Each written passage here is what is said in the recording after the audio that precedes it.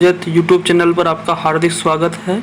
दोस्तों, अपन world history की series चालू करेंगे और जो स्कूल व्याख्याता है उसके लिए अपन जो वर्ल्ड हिस्ट्री के जो 24 चैप्टर है उसको अपन ध्यान पूरा करेंगे। और सबसे पहले मैं पुनर्जागरण से स्टार्ट कराऊंगा। और दोस्तों, मैं जो नोट्स है, जो ये नोट्स है उसको मैं बिल्कुल शॉर्ट नोट्स है और इसका एक बार रिविज़न कराऊँगा। मतलब जो भी मैंने नोट्स में है मेरे, उसी को मैं पढ़ाऊँगा ताकि एक बार आप देख सके और एक बार आप, और लास्ट में मैं अरविंद जी के जो MCQs है उनको मैं कराऊँगा। ठीक है दोस्तों, अब स्टार्ट करते हैं। दोस्तों, पहला टॉपिक है पुनर्जागरण। और हम देखते हैं कि जो पुनर्जागरण है वो 1350 से और 1550 के बीच में ये पुनर्जागरण हुआ था।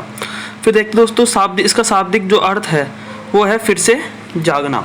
और हम देखते हैं कि मध्यकाल के अंदर की जो रूढ़िवादी परंपरा आ गई थी, चर्च व धार्मिक अंधविश्वास हो गया था, और तीसरा चेतना का अभाव इसके अंदर हो गया था। और जैसे ही पुनर्जागरण आया तो उसमें हम देखते हैं जो शुरू में प्रारंभ के अंदर नवीन सोच व वैज्ञानिक जो दृष्टिकोण है उसका विकास होने लग गया।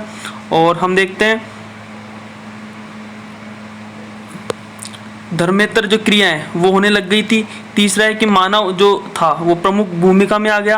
और चौथा है कि जो तर्क की महत्ता वो बढ़ने लग गई। और दोस्तों, पांचवा है, हम देखते हैं कि जो पांचवा है वो है प्राकृतिक सौंदर्य की जो अनुभूति थी वो होने लगी और कला व साहित्य का सृजन होने लगा। तो दोस्तों, ये थी कुछ बातें जो पहले हो चुकी थी, जिससे ही पुनर्जागरण हुआ। उसके बाद हम देखते हैं कि विभिन्न जो क्रियाएं वो वापस होने लगी, नवीन सोच आने लगी, मानव जो था वो प्रमुख भूमिका में आ गया, केंद्र में कौन आ गया, ह्यूमनिज्म आ गया, यानी मानव केंद्र में आ गया, तर्क की महत्ता बढ़ी और साथ में कला व साहित्य का सृजन यहाँ पे हमें देखता है। हम देखते हैं कि यहाँ पे क्षेत्रीय भाषाओं का विकास यहाँ पे होने लग गया, जो कि हम देखते हैं कि यूनानी भाषा या लैटिन भाषा उसमें बहुत अच्छी प्रचारित में थी।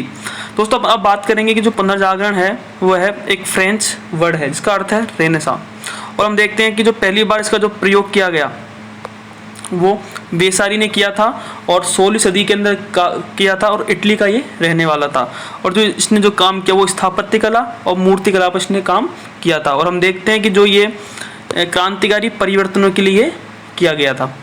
दोस्तों, फिर नेक्स्ट है कि 18वीं सदी के में दिदरो जो कि फ्रांस के रहने वाले थे, इन्होंने कला व साहित्य इनके अंदर दो के अंदर इन्होंने परिवर्तन किए। और हम देखते हैं कि जो सबसे पहले प्रारंभ कहाँ हुआ, यूरोप के अंदर हुआ। फिर हम देखेंगे कि यहाँ पे इटली के अंदर ही पुनर्जागरण क्यों हुआ, वो लास्ट में अपन देखेंगे। अब देखते हैं उसके मुख्य कारण कौन कौन से यहाँ पे आते हैं। दोस्तों, पहला है क्रूसेड हो गया था। हम देखते हैं इसे धर्म युद्ध कहते हैं। ईसाई और मुस्लिमों के बीच में ये युद्ध हुआ था। और हम देखते हैं कि 1011 से 13वीं सदी के आसपास हुआ था। और 1096 से 1295 के आसपास ये 1269 तक ये हुआ था। और हम देखते हैं कि जो यरूशलेम को लेकर ये हुआ था। ठीक है, और हम देखते हैं इसमें जीत किसकी हुई थी, मुस्लिमों की इसके अंदर जीत हुई थी। दोस्तों, सेकंड है छापाखाना का आविष्कार हुआ था। किसका हुआ था, छापाखाना का आविष्कार, कहाँ पे, वुटनबर्ग के अंदर। और हम देखते हैं कि जर्मनी का एक शहर था वुटनबर्ग, वहाँ पर इसका आविष्कार हो गया था। तो तीसरा है, हम देखते हैं भौगोलिक खोजें, जो कि हम देखते हैं कि सबसे पहले बार्थोलोमेव डियाज ने कैप ऑफ हुप गोड की स्थापना कर दी थी। और दोस्तों, नेक्स्ट है 1492 के अंदर अमेरिका कोलंबस ने खोज कर दी। 1498 के अंदर वास्को डी गामा ने भारत की खोज कर दी थी। और 1519 के अंदर मैगलेन ने, जो कि फिलीपींस की स्थापना करी, और उसने पूरी जो पृथ्वी का था वो चक्कर इसने लगाई, जल यात्रा की एक प्रकार से इसने। तो चौथा पॉइंट है, हम देखते हैं व्यापारिक समृद्धि, जो कि भूमध्य सागर था। और हम देखते हैं कि भूमध्य सागर इटली का एक नगर था, जो भी एक प्रकार से व्यापारिक समृद्धि उसको बढ़ाती है। पांचवा है विशाल मंगोल साम्राज्य, जो कि चीन का था, कुबले का वहाँ का राजा था। 1272 के आसपास मार्को पोलो निकला। ठीक है, मार्को पोलो यहाँ पे आया और यहाँ पे इसने देखा कि यहाँ पे मुद्रण व कागज का आविष्कार हुआ। ठीक है, और कुतुबनुमा दिशा सूचक यंत्र हुआ। दोस्तों, ये इंपॉर्टेंट है। नेक्स्ट है कुस्तुनतुनिया का पतन हुआ। हम देखते हैं कि पूर्वी रोमन साम्राज्य जो था, जो कि वहाँ पर तुर्कों का अधिकार हो गया। और जैसे तुर्कों का अधिकार हो गया तो विभिन्न जो महान जो बड़े बड़े जो थे साहित्यकार या फिर बहुत सारे कवि या जो भी एस्ट्रोलॉजर या फिर बहुत सारे जो दर्शन शास्त्री, वो सब यहाँ से निकल के कहाँ पे आ गए, रोम चले गए।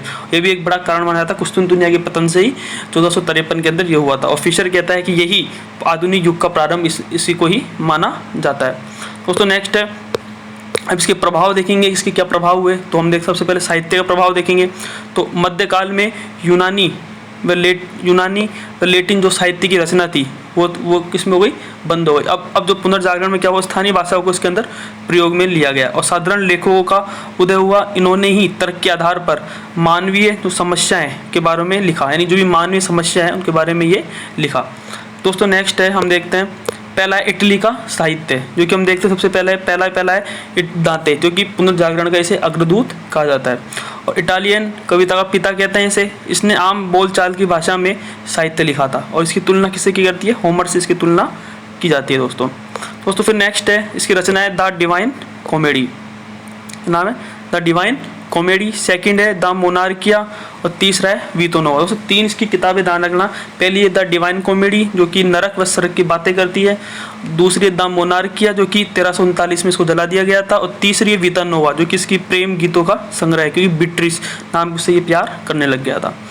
ठीक है दोस्तों, नेक्स्ट है पेट्रार्क, जिसे हम मानववाद का पिता कहते हैं और इसकी रचना है फेमिलियर लेटर्स जो कि काल्पनिक पत्राचार था, दूसरी है सीनेट। ये 2 इसकी रचनाएं थी। दोस्तों हम देखते हैं कि मोंटेस्क्यू की बुक कौन सी है, पर्शियन लेटर, ये इसकी रचना थी। ठीक है दोस्तों, फिर है बुकासियो को इटली गद्य का पिता कहा जाता है और हम देखते हैं कि जो पेटार्क का शिष्य था, इसने पुस्तक लिखी डेकोमेरोन जो कि 100 कहानियों का एक प्रकार से संग्रह है। और हम देखते हैं कि यूरोप के अंदर ब्लैक डेथ घटना हुई थी जो कि 1348 के आसपास ये घटना हुई थी। और हम देखते हैं कि एक तो बुक हो गई कि एक तो डेकोमेरोन, दूसरी है जीनियोलॉजी ऑफ गॉड और तीसरी है फिया मेटा, ये 3 इसके पुस्तकें थी। दोस्तों नेक्स्ट है मैकियावेली चौथा, हम देखते हैं कि इसे मध्य युग का शिशु कहते हैं, इसे आधुनिक चाणक्य भी इसे कहा जाता है। पहली थी द प्रिंस, सेकंड थी डिस्कोर्सेज, तीसरी है आर्ट ऑफ वार और दोस्तों चौथी है मद्रागोला और 5वीं फ्लोरेंस का इतिहास। यानी 5 इसकी किताबें थी, पहली तो है द प्रिंस, सेकंड है डिस्कोर्सेज, तीसरी आर्ट ऑफ वार, चौथा है मद्रागोला और 5वां फ्लोरेंस का इतिहास। तो ये किताबें पूछता है और मिलान करवाता है कि बार बार खूब बार ये क्वेश्चन पूछा हुआ है। नेक्स्ट दोस्तों, हाँ दोस्तों एक बुक है, अपन ने देखते हैं कि एक जैकब बुकहर्ट है, उसने एक पुस्तक लिखी है जिसमें बताया गया है कि civilisation of the Renaissance in Italy.